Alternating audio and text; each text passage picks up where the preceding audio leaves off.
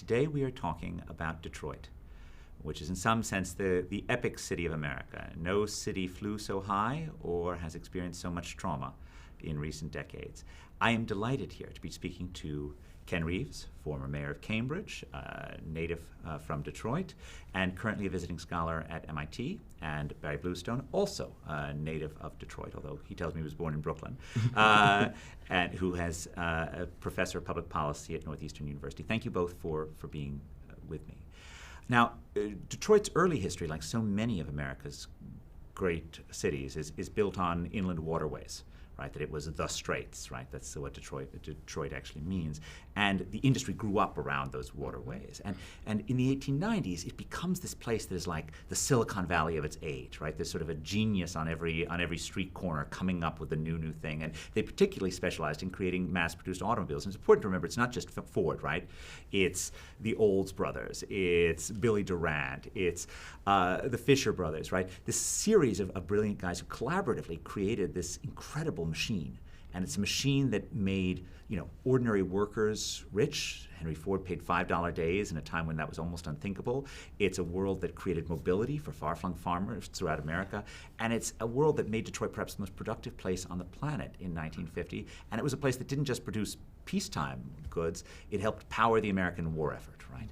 Before the auto industry, Detroit was the cast iron stove capital of the world. Mm-hmm. In fact, if you went to Belle Isle, where we both would spend weekends, you'll see a massive, like 25-foot cast iron stove. Oh, wow. So it already had that. And part of the reason, as you mentioned, being surrounded by water, the steelworks were important. So you had to bring limestone from Rogers City, north of Detroit. You brought iron ore from Minnesota. And of course, you brought coke and coal up from West Virginia by train. And so Detroit, along with Pittsburgh, became the great industrial cities of the 20th century. What was exciting about growing up Detroit in the 1950s and 60s was its diversity. You had a great number of black families that moved up from the Deep South, from the Mississippi Delta, from Alabama, even before World War II. And what made that possible, Ed, was that the jobs in the auto industry were so well paid with such great benefits that families could get their start in the auto industry, working on an assembly line, working at the forge if you were black, working at the big Rouge plant, working at Rawsonville, where I spent 3 summers as a replacement worker. That's how I paid my way through the University of Michigan.